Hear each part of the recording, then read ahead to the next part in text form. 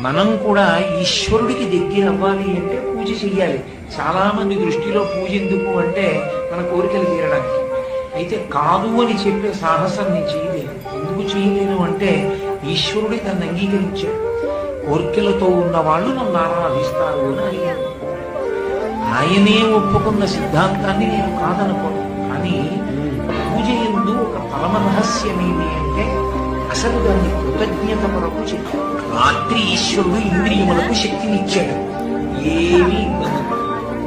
హాయిగా నిద్రాకాలిక సుఖస్వరూపముందు స్వల్పకాలిక లయంలో ఇంద్రియములకు శక్తినిచ్చాడు. తెల్లవారుజామున లేచి కంటికి శక్తినిచ్చాడు కాబట్టి కృతజ్ఞత.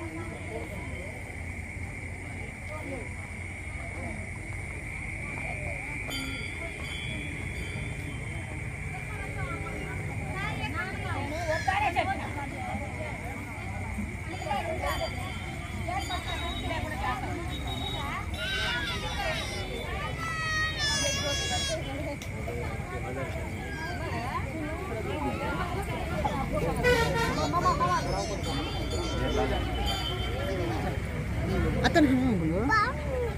Ayen paling mo kama.